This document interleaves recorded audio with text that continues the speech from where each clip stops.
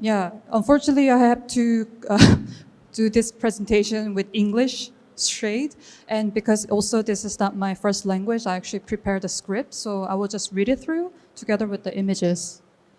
So the title of the presentation is A Camera Cannot Capture the Smell, Health Risk of Electronic Industry Workers and Politics of Visibility.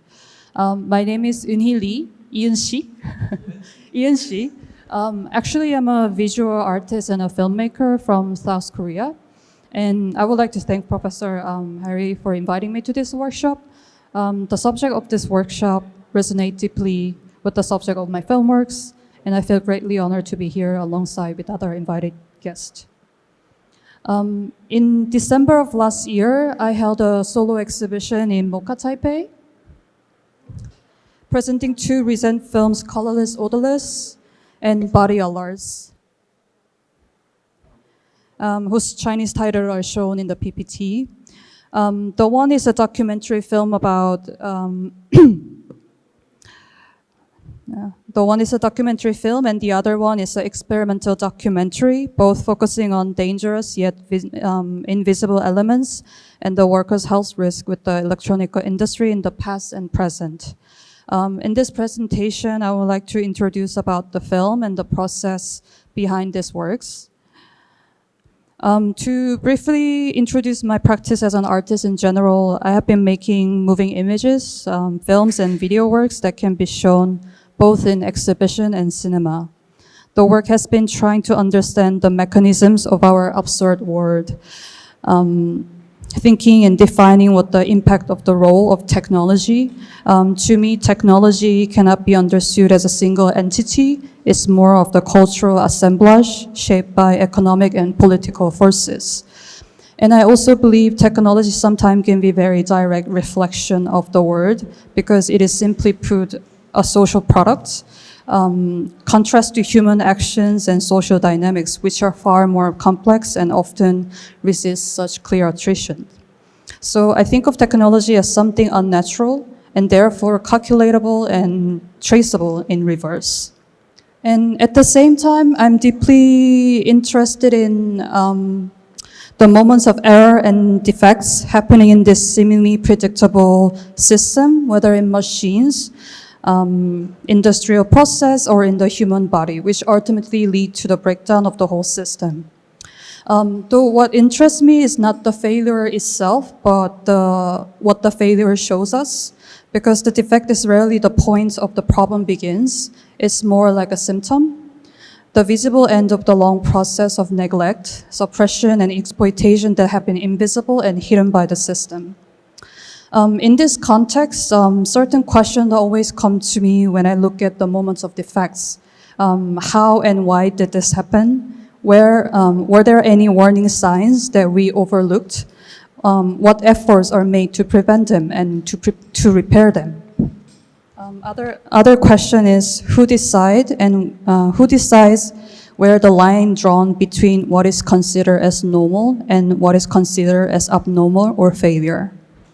Bringing together all my interest in this technology and the notion of defects, I have been focusing on the full life cycle of the machines and technological objects, how they're produced and how they're consumed, and what happens when they're disposed of. And then I searched for the moments of defect and failure that occur across this entire cycle. In our daily lives, we only encounter the technology at one point of this life cycle, the moment of consumption, as we buy things and as we use them.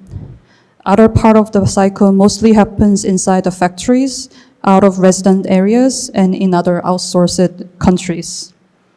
And however, this invisibility is not simply a matter of distance. The inner workings of technological systems are becoming increasingly hidden, which operate like a black box, where we can see input and the output, but nothing in between. We no longer know how things are made, how they function, or what they leave behind. So my work tries to open that black box, even if it's only very partially, to find the unseen part of the story, the production line, the disposal site, the moments of breakdown in the industrial and infrastructure environments, bringing the landscape to this in front of the audience that has rarely had the chance to be witnessed through the language of audio visuals. And I think letting the audience to witness together these hidden sites, it encouraged them to be engaged into these issues, which is the basic role of what documentary film and visual arts does usually. So one example of is my film is called Machines Don't Die. It focused on the disposal and recycling, exposing the problematic realities behind the eco-friendly recycling industry called urban mining. Urban mining actually extracts only the valuable minerals from the e-waste, saying that it is actually helping the environment, but however, they create more waste, trying to extract only the valuable minerals out of the whole trash. The other work is called Mechanics of Stress. The work investigated the design and mining phase of this whole life cycle, portraying the exhaustion of the materials and human labor at the verge of collapse. And the main work of today's presentation is Colorless, Odorless, in Chinese, 무색 무미. In Korean, we actually use 무색 무치, this four-letter of Chinese, very often for explaining something that is very plain, no smell, no color, nothing to be particular. That's what we usually say. Something is 무색 무치. The work closely look at the case of defects that happens at the stage of production in the life cycle of the machines, that is industrial accidents and occupational diseases of the workers that experience in electronical industry, including semiconductor, which often refers to the crown jewel of the tech industry. Maybe just before. Ever since the economic rise of the semiconductor, countless industrial accidents and hazards have emerged within these factories globally. Producing a single microchip requires thousands of toxic chemicals and substances being described as the witch's brew. Even if the products being manufactured in so-called clean rooms, workers have been constantly getting exposed to the toxic materials, often without knowing exactly what they are and how they could potentially harm them. The speed of this industry is so rapid that it becomes nearly impossible to track the long-term effects of the chemical exposure, as it regularly innovates new material, equipment, and new process every 18 to 24 months. In South Korea, the first outbreak of this danger was in 2007 when Hwang Yu-mi, 22-year-old operator at a Samsung semiconductor plant, died of acute leukemia. She had worked in the wafer fabrication unit, where workers were routinely exposed to the benzene, formaldehyde, and various organic solvents, often without adequate protective measure or proper safety disclosures. Samsung issued a public apology and established a compensation fund in 2018 after a long fight by the Hwang Sang-gi, the father of Hwang Yu-mi, since her death. And he founded Sharps to seek justice for her and other affected workers. And Sharps continues to advocate for chemical transparency, strong worker protection, and the recognition of unacknowledged victims until now. And the death of Hwang Yu-mi was not just the one accidental occasion at the clean room. Once Sharp started to collecting accounts from those who had long kept silent, many of these cases were ultimately acknowledged as work-related diseases by the authorities. And continuous disaster have been happening in different places in other times as well.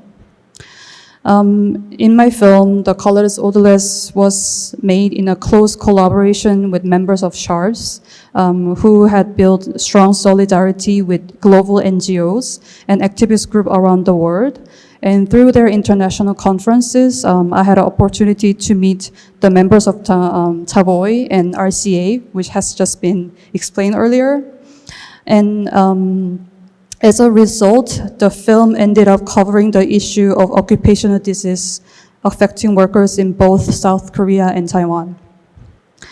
The economic growth driven by the IT industry in East Asia have not really been corresponded with the rise of workers' rights. What we might describe as economic upgrading without social upgrading. This case of disasters and cooperation neglect of workers reveals the brutal side of the optimistic vision of future powered by this advanced technology. And of course, Korea and Taiwan obviously have a different political circumstances behind it, yet both nations' technology industry has played a crucial role in their economic rise. The idea of technology is deeply entangled with national desire and pride, functioning as a symbol of hope that must be kept protected and proceeded even through the sacrifice and ignoring the risk. There are patterns that cause this problem to repeat from the 1980s in the US to the 1990s in the Taiwan and in the 2000s in South Korea, continuing across Asia today. So there are several points of this. Is that first is the global export of the risk. The factories relocate themselves to the less regulated regions or dangerous tasks are outsourced to the migrant workers.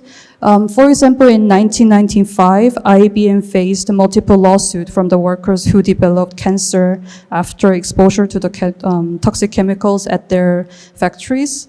IBM pledged to eliminate the EGEs, ethanol glycol ethers, from its semiconductor productions. And at the same year, IBM signed the major supply contract with the Samsung and SK Hynix. Then in 2009, the same chemicals were detected in samples taken from Samsung and SK Hynix plants. The risk did not end, and it was just relocated. And other example is obviously the accidents, the disaster happens in RCA, as explained before. So you can see. And because there is so many difficulties proving chemically induced diseases as an occupational hazard, since they cannot be easily be anticipated or traced scientifically and clinically with the evidence, because they're mostly disclosed to the workers. In South Korea, the process of occupational diseases recognition legally requires workers to prove the causal link between their illness and their workplace conditions. The semiconductor industry in particular makes this even more structurally difficult, as factories are heavily secured and the workers are denied access to information about the chemicals they are exposed. Yeah, there are some of the pictures that I got it from while I was meeting all these researchers from the IPEN, from Sharps, and sourced from the Jenny Chen. So the third cause is the gender inequality enhances the silence. Operators in clean rooms are mostly women, strategically structured by the industry as a value for their delicate, repetitive labor at lower wage. However, many of their occupational disease and injuries, such as miscarriage, chronic physical disorder, makes harder for women to speak for their own suffering. These conditions, entangled with femininity and reproduction, are too often framed as personal and private matters rather than workplace hazard, discouraging them to filing claims or demanding accountability. And these three factors have emerged in the era of economic upgrading driven by the tech industry boom in South Korea and I think both in Taiwan. And now repeating again in Vietnam and other East Asia countries where Samsung and companies like Foxconn have subcontracted its production. In semiconductor factories, almost no evidence are left with the victims, only in their memories and in their bodies. Nothing else leaves the factory, no phones, no cameras, no documents. And as one of the workers from Samsung recalls, as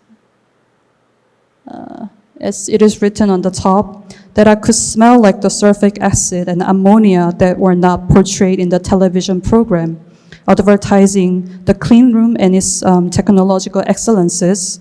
Cameras cannot capture what you smell in the semiconductor factory. The sense of smell, it was very interesting void in the evidence, which remains through strongly in the memories of the workers. One operator who used to work at the clean room told me she once pulled down her mask and followed the smell, trying to track down the source of the gas leak in the clean room. And this was very shocking story and led me to think about how to bring this sense of smell into my works.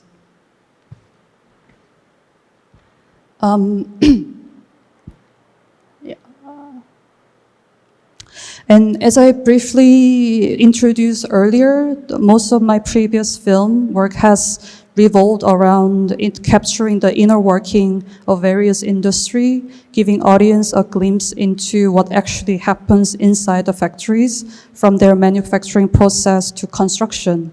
However, gaining access to the semiconductor sector is entirely different challenge, which makes very nearly impossible for outsider to step in.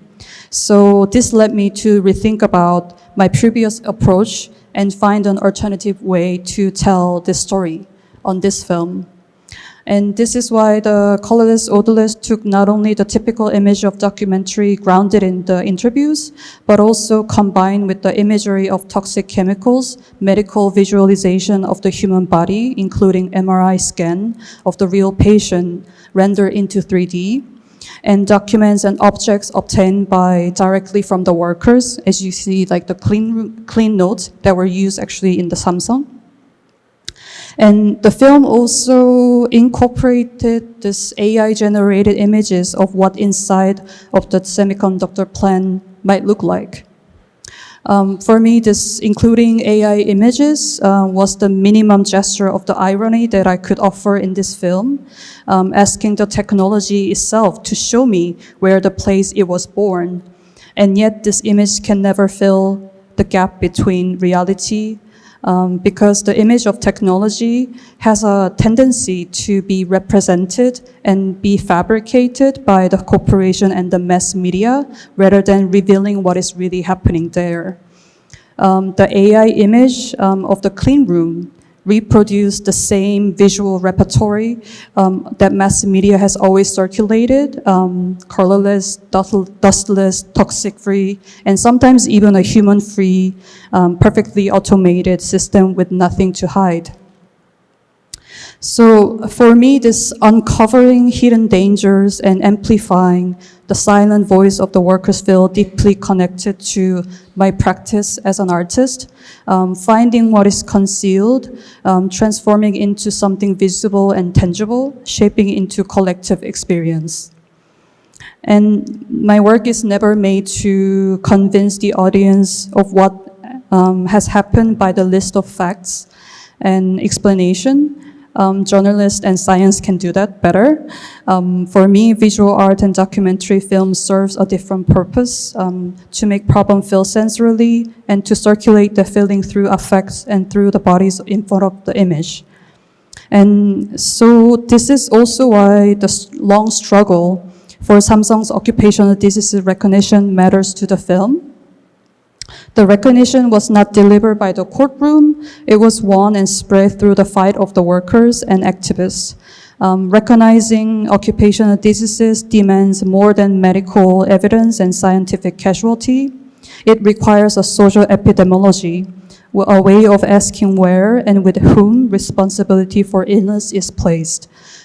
This is especially important in the electronic industry, where the most dangerous elements are hard to document as clear evidence.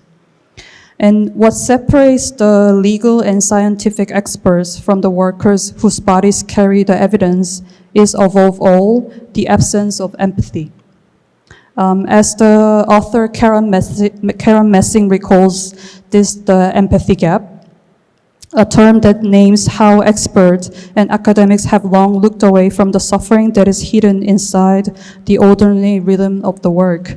Ultimately, making that hidden suffering public is itself an act of social responsibility. And in fact, the film has started to create a new form of solidarity as NGO featured in the film, including Taboy and Sharps, have organized community screenings with panels of workers and activists. By that, they were able to meet the audiences that they would not usually encounter, since their voice has mostly been heard on the street and the protest. And art or film audiences get to encounter this urgent issue through the voice of the activist. This conversation have also brought deeper context to the film, addressing the workers' rights, occupational health, gender inequality, and the struggle for stronger industrial regulation.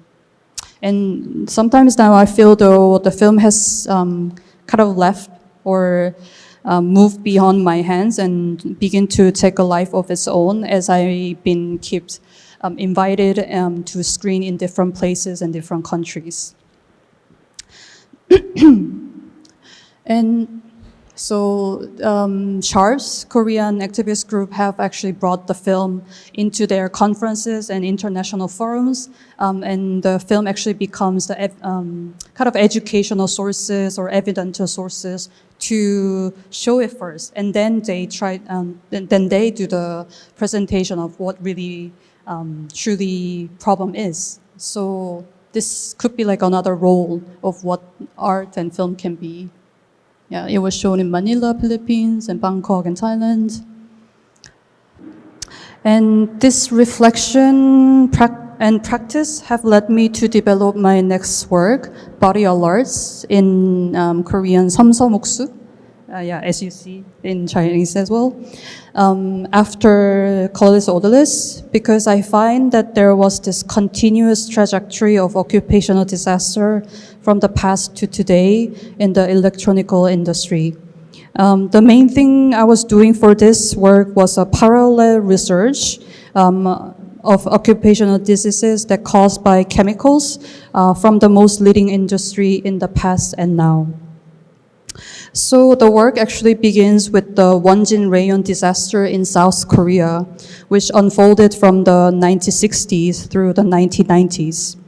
During the production of rayon, sometimes it is referred as a fake silk. Workers were exposed to the toxic chemicals called carbon disulfide. This resulted more than 300 workers suffering permanent disabilities. And after years of struggles between the workers, the company and the governments, the factory was eventually shut down. Yet the machinery, still carrying the same defects, was exported to the Dandong city in China and was later rumored to have been transferred to North Korea. That's what I've been heard from the researchers. And ironically, the machinery had originally been imported from Japan. Before Japan, the rayon industry flourished in Europe and United States until severe health problems caused by carbon disulfide exposures began to surface among the workers. The fatal problem embedded in this industrial system was never resolved. It was simply relocated from one region to another. And this migration path of industrial harm seems very similar to today's disaster of the electronic industry and its global value chain. So the Body Alerts is a result of this parallel research into the past and present. Copyright for all these materials and images that were used has been fully permitted by the owners, which means the creation process was more of the collaboration with the researchers who have already been studying and advocating on these issues.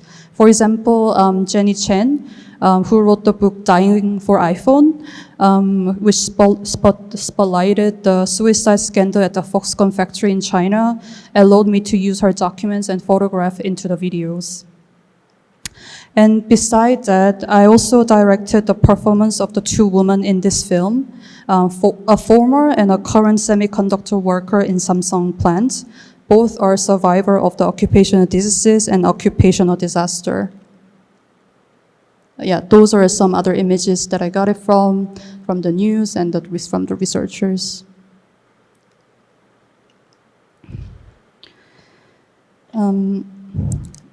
In the film, they read poems and writings by the victim workers and activists of the past and present.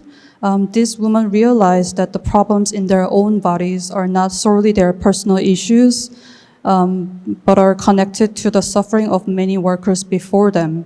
And through their connected bodies of the pain, the forgotten stories are recalled into the present. It is a gesture of mourning towards the dead and act of resistance and solidarity fighting for social visibility and prevention. And the interesting thing is that these women are now themselves as reinventing themselves as a social activist who make this issue visible and fight against corporation. 정향숙, on the left. She also appeared in the previous film Colorless, Odorless, is now actually one of the members of the Sharps. And Woo Ha-kyung, on the right, is still working at a Samsung semiconductor factory and is now the senior vice chairperson of the Samsung Electronic Labor Union. The body of Lars are currently circulating among the film festival and exhibitions, and as well as community screening, just like Colorless, Odorless now. So yeah, and maybe if you have a chance later in Taiwan, in other country, I hope you see it. The readings, texts and poems are the list of below that they're reading. Sometimes translated into Korean, sometimes the original. Yeah, this is the end of the presentation. Thank you. Okay, thank you, In-hee. Question time.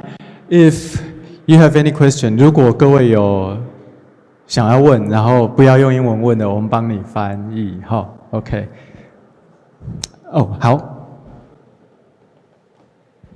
Thank you so much, and I'm currently a PhD student in National Yangming Jiaodong University Social Research and Cultural Studies Department. And what my research interest is at the Inter-Asia Studies. And I really like your artwork in the MoCA Museum exhibited maybe January or February, I forgot. But my question is that in Colorless, Odorless, in that artwork, there's a strong use of liquid-like image, like the red and fluid image. And what is the reason behind the visual choice, and what is it underlying metaphor of this liquid-like image? And the second question is that you mentioned that a camera can't capture what you can smell in a semiconductor factory. Given this limitation, how do you convey the specific smell to help the audience to understand it or to experience it, the smell? And the third question is, what are the key points of comparison between South Korea with other like East Asian countries? For example, like the first artwork is compared with Taiwan RCA cases, and the second artwork is Foxconn in China. So what is the rationale, or is there any like comparison or takeaway in this choice? Yeah, thank you. Answer to all the questions. I think people are very familiar with the very traditional format of the documentary based on the interviews, but somehow I think what I feel these days at the new generation, sometimes they are not ready to listen all this story just by the text or by the voices. And because I'm actually based from the visual arts, I'm not really based on messaging, delivering some messages by the text or the vocals. So for me, it is like the fastest way to imagine as the images that that symbolize or metaphors what could be really happening inside the factories. And the images of this chemical was just another way of this metaphoring the image of dirtiness, the images of toxic, a lot of liquids are mixing together, and somehow makes it feel like very, I kind of want to also make it like stylized so that it drives the attention from the audience and also giving them a feeling of dangers at the same time. So maybe you haven't seen the film properly, but through the whole film, I actually use very electronical modern music, which is actually composed by the synthesizer modular. This actually is the artist actually performing in the club. Like you can actually say this is as an EDM, but I'm trying to actually make this very contemporary sense, so that what it's saying is actually not just a very old history disasters. And the second question. Odor. How do you convey odor? You say that there's a. So one of the past is history of the migrant history of carbon disulfide, how it transferred from the industrial revolution in Europe, how they started to build up these rayon factories, and how it delivered from Britain, Italy to US and to Japan, Korea, and maybe China, and then, as a rumor it says, in North Korea. And in this process, there were also many protests of the workers. There were many suicides because they were failed to be proven by the occupational disease by the nationals. So this kind of accidents and this kind of tragic history that I've seen similar happening in the semiconductor happening, as it flows from one country to another by the subcontract. And the thing is, I actually wanted to go to Vietnam, Bac Ninh City, where Samsung factory has subcontracted its mass productions. And there is happening exactly the same what happened in Taiwan and Korea as well. The female workers are starting to have the breast cancer, a lot of other disease, rare disease caused by the toxic chemicals. But then because the regulations are very loose, then Taiwan and Korea, things are getting hidden. And also the Vietnam has contracted this mass contraction with Samsung, so that the government is very scared to actually report any of the occupational diseases of the workers.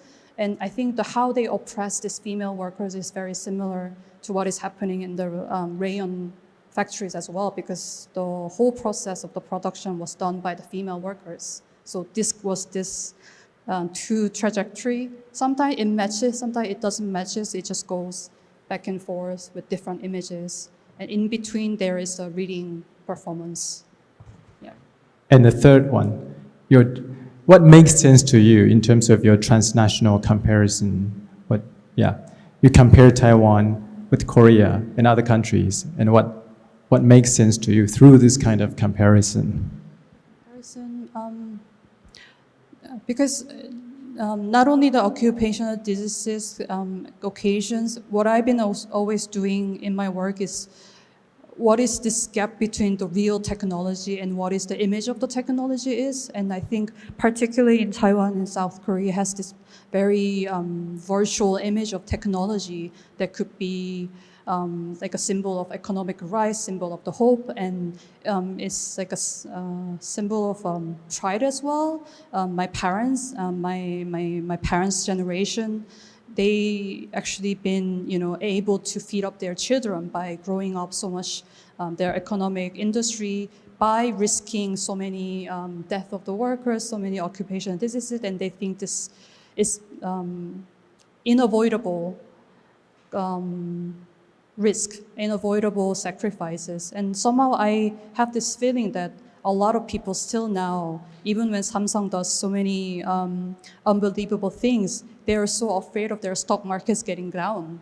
So, a lot of citizens want Samsung to just keep their like the hierarchy, you know, and it's really weird to because I think slowly in this very high technology-based country, there is no fine line between the evil and the good. Like there is no clear line between the victims and the perpetrator because, I don't know, my mom has maybe a stock market with the Samsung.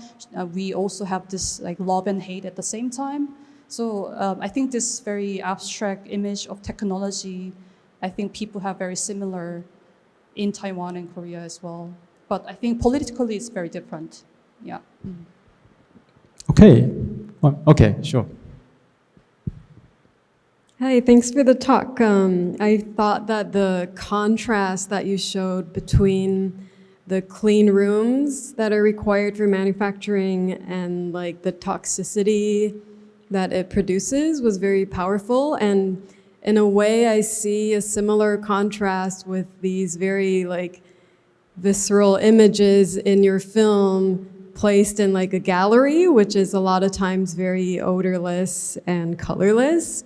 And I wonder if you can speak to that tension of kind of showing your work in these kind of high art spaces, but then also showing it in other contexts like film festivals and yeah, what you think about that kind of curatorial agency and experiences kind of showing it in these different contexts.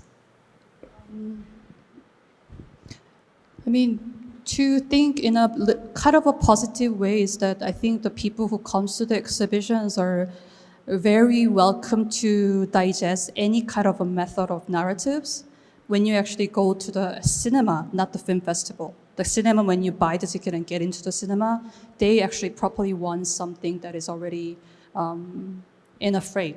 You know, the storytelling should be well-driven, the image should be spectacular. However, when people decide to go to the film festival or the art museums, they are very open to see something strange. So I think because the approach of what I do is not very academic, or it's not like an essay that has a proper structure and proper background references, because it's like a very abstract metaphor.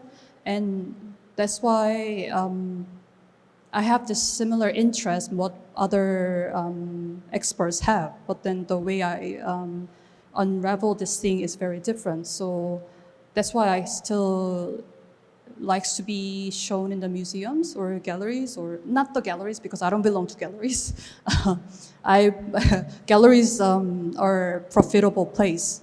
I usually exhibit in a non-profit place or museums that is open to the public, maybe with a tiny amount of ticket entrance, but then mostly not.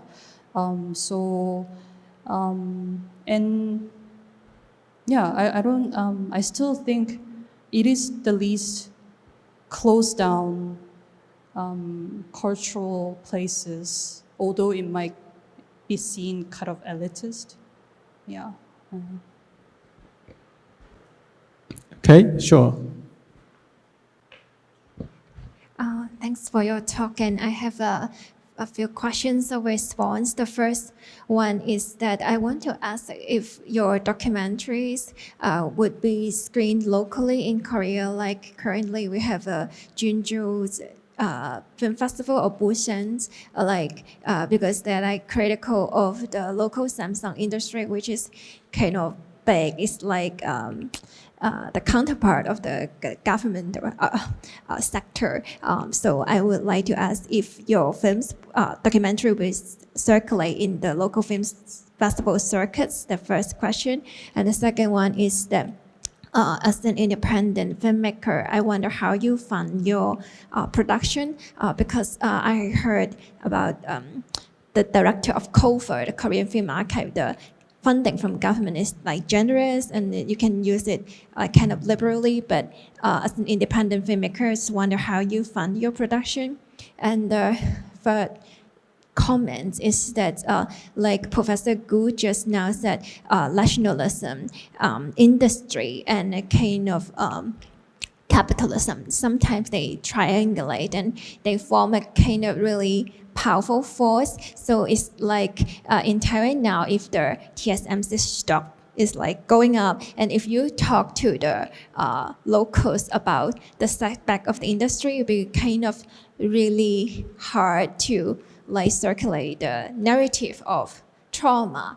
And so sometimes I feel kind of uncertain about how the audience will receive this kind of empathetic images. So I just wonder how you would respond to this kind of phenomenon or like the effect of your feedback. I was actually made the colorless, odorless film not as a documentary film in the beginning because it was granted by non-Korean foundation from Spain. And the regulation to create the work is that you can just do whatever you want, just make a single channel. And then I happened to actually make it too long. And it's actually 55 minutes, which is too short as a feature documentary film and which is too long for the museums. And so it was premiered in the museum first, and then a lot of female documentary friends were asking me, you should apply it to the film festival.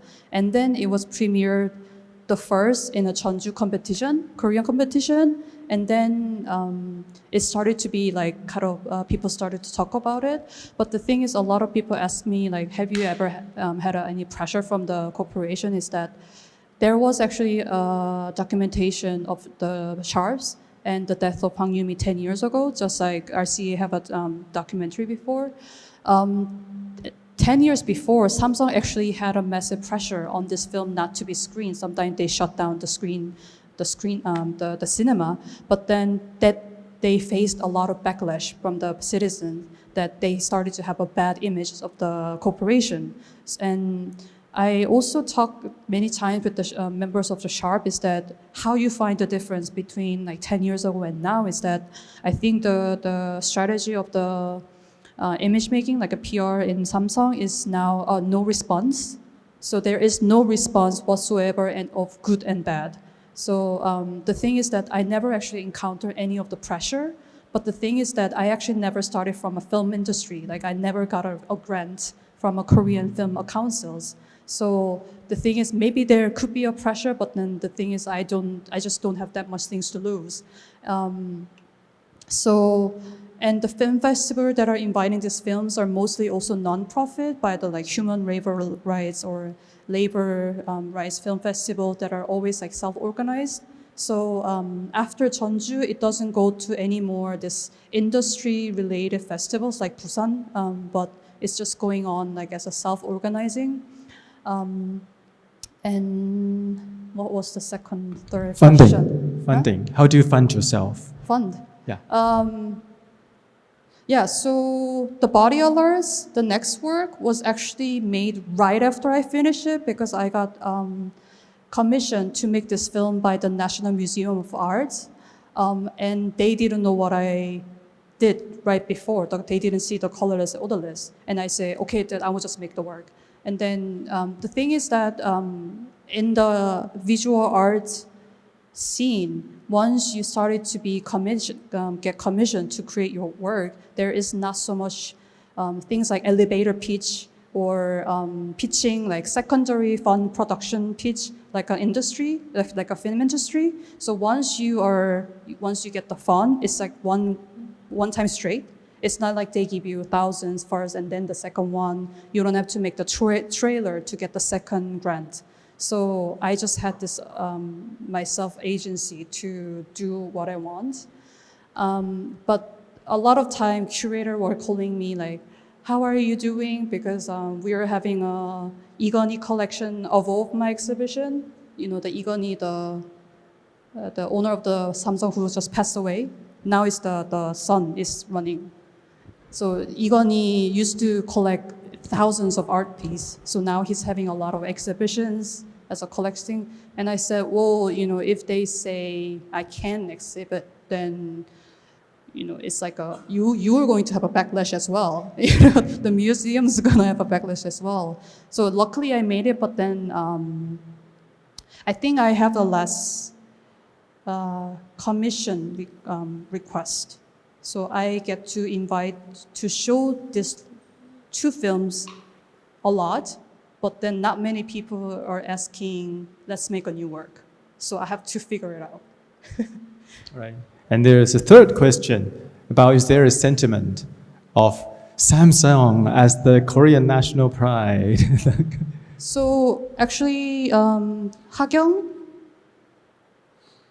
the lady in the right, she's actually like born in 92. She's very young. I mean, 92, it's over 30. She's actually now protesting like nearby the house of Lee Jae-young, the owner of the Samsung, because in the 1st of May this year, they had a mass protest by the working union of the Samsung in front of the semiconductor plant, saying that the mass profit these days in the semiconductor area should be also distributed to the workers as well, not only the investors. And at the same time of their working union protest, there are the protests of the investors next to them. So it's like two regions of a protest we're doing together. And what I find very interesting is that the number of people are way different. The number of working unions are way more. But then how the news were, reporting this event, it's like they're dealing the same. They're saying as if these fights are very like competing to each other. And I find it like, I think the news is also not so neutral at the same time. And maybe it's also portraying what citizens are also feeling towards these issues, that even my father is a very right-wing, this shouldn't be on the YouTube. Yeah, a lot of working class are actually portraying themselves to the rich and portraying themselves, feeling themselves as the rich one, not the workers. So there's like this mixture. It is quite interesting that in Korea, you've got a greedy industry, you've got a corrupt government, but you have very strong civil society. Whereas in Taiwan, for TSMC, there's no union, right? The union was also made in 2019 in Korea. Until that, it was impossible. Okay, more questions? 问题后面好，要交给你，对，可以，okay, sure. I'll stand up because I want to see you. Thank you for the talk. I have a couple of questions, but I just want to start to saying I really like your first slides, like technology is not neutral. Because I'm being the lecturer teaching at the Polytech University. When I tell students technology is not neutral, 80% of them just said, bleh.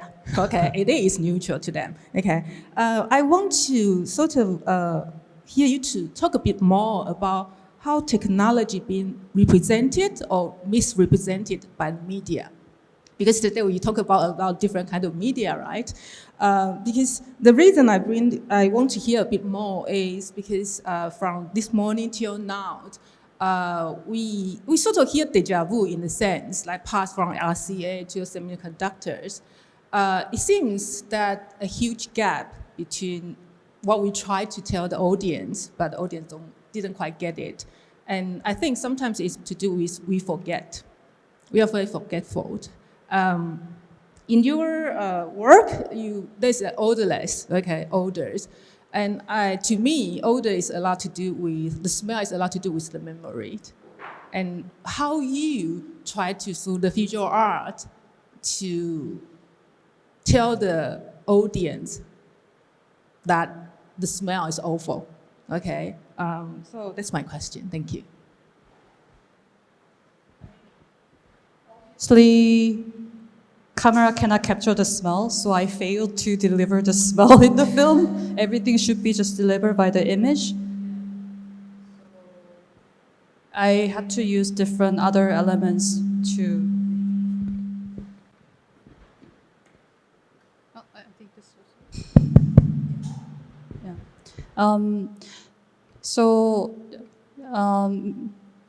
I would say like I fail, but then the reason why I wanted to use this, the sense of smell is because this is what I hear all the time by the workers, because the things that they could describe for me, like, because I normally ask them, like, what was your part of the, what was your departure? What is your daily job routine? What process did you did? And most of them are, you know, like they have this list of some professional names of the machines that probably I don't understand, but then they always say the smells. And the thing is, when we see the news, like when we see like the image of the clean room, there's like always so clean and everything is so dustless.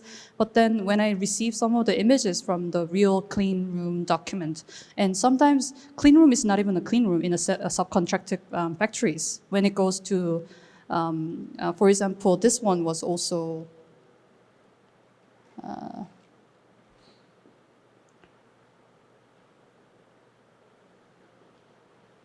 the sewage treatment facility at Samsung Electronic Paknin plant. That is actually the semiconductor plant in Paknin, and with sharps and iPen, they exposed the chemical leaks and environmental harms by the report, and some of the pictures were documented by them. And this is also the Vietnamese migrant worker who actually made the focus ring, the part of the machine that creates the semiconductor in a subcontracted factories. And the thing is, when we think about the place where they create semiconductor, is always the clean rooms, but then it's not always so clean rooms. But then we only have this certain images of the clean room because it's repeatedly shown in the news.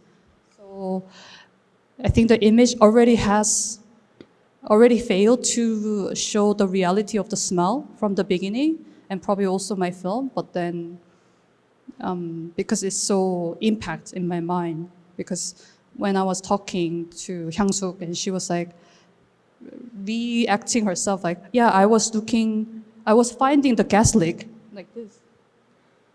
And then like, you know, but this is now shocking because that gas leak is actually toxic chemicals. Like you were actually putting down your mask to track down these toxic chemicals. And I mean, this is like very strong memories that I have. So I feel like I want to talk about it. No, what's the color of the clean room? It's this. Yeah, it's yellow room, right? So actually working in that environment, you often get headache. You often get your visual kind of fatigue, right? More questions? 更多问题吗？有？好。 안녕하십니까? I went to Mocha and I'm deeply impressed by your work. Actually, I went to Mocha twice to see your work at the end of the exhibition. The first, I would like to ask, what sparked the series of creations? Do you have personal connections with families of injured workers or related communities? The first question. The second one is, correct me if I'm wrong. I noticed that there was one performer who seemed to be an injured worker. If I remember correctly, I think she appeared in both two works. Or perhaps she had two different roles within the same work. If that is the case, why did you choose to have them perform in that way? I'm interested in the creative and the ethical judgments behind the decision. I might ask the second question first, because yeah, Hyung-suk, it's her, yeah, her and the other members of Sharps. When I first met Hyung-suk, she was the one who actually approached to Sharps because she felt like she have a doubt that her rare disease is caused by her work at the semiconductor factories. And they were actually filing a lot of evidence because one of the members of the Sharps are attorney. So they're both preparing the lawsuit. And then it got denied. It recently got denied, so they have to do the second round. And as they were doing, I think she was very angry, but also very, she has her own agency. She wants to talk, and she remembers a place, and she is not so afraid to talk about her past memories and stuff. So, and I never really try to force people who don't want to talk. So that's why I got very close with her. Yeah, and she also has very curiosity about the art as well. And then when I finished the Colorless Odorless, she officially became the full-time members of the Sharps. And then Hakyung, another lady, was at that time going very close with the Sharps, because Samsung Working Union used to actually not really communicate with the Sharps, because back in 2007 when Hwang Yumi died, the Samsung actually gave the image of the Sharps in a very angry, greedy, who wants just the money from the Samsung. So the people actually who used to work in Samsung semiconductor, they had a bad image of the Sharps. But then slowly it's getting better, resolved. So they started to, the Samsung Working Union and Sharp started to work closely. And then I met Hakyung, and she's now also very active. And I mean, the reason why I work with them was because they were willing to fight. Sometimes, I mean, most of the time, they're more fighters than me. Sometimes I just go back, and then I always ask them, like, should I hide you the face? Should I blur you? Because I'm getting all these agreements if they want to be shown in the film. And I asked them like more than many times, and even after I finished the film, do you want to, is it okay to be seen like this? But then they are the one who actually willing to have louder voices, so I let them do it. And the text that we read are not only chosen by me. So I gave a lot of list of the readings, and I let them read, and they feel like, oh, this is too old-fashioned, I don't want this, so I exclude some of that, because they're kind of a new generation as well. So they don't really resonate together with this very machoistic like the advocate fighter, the activist before. So, you know, it was like a whole negotiation between them and me, what to read and how to do. And the garments is is like from the Sharps and some of the workers. And because she's still working at a factory, she sometimes like steal the gloves and wearing in the film. So that's how it was able to be made, because they were very active. And the first question was, about connection. Yeah, background. I'm actually from a very industrial family. My grandfather and my father works in the metal production company, and I actually used to work with them for 4 years because my father got severely sick. And then while I was working there, I realized, because this is like very, very analog factory. They cut the metals and then they send it to the other companies. But then this material actually goes to all this technological tech industry, where it goes to as a part of the camera, part of the phone, part of the cars. But then what I see in the factory is just like very analog, old fashions. And I also feel this gap between what is being seen as the technology industry and what it really is. So I think I have these feelings that I kind of want to close this gap. Yeah. Yeah, okay. So I guess I can't believe that we spent so much time on Q&A, but this is great, really great. And 那个我们的纪念品在哪里？对。And originally I would like to ask something about your motivation to do a transnational approach, which I think makes sense, because in labor movement we always say internationale, right? But under the circumstances now here in Asia we have extreme nationalism. Does it still really exist? We don't know, right? But actually we would like to thank you. Your person is different, and because we noticed that you are drinking a lot of water, and this one, 我上面有写 CUHK, right? This is from 成功大学. Thank you so much. Okay.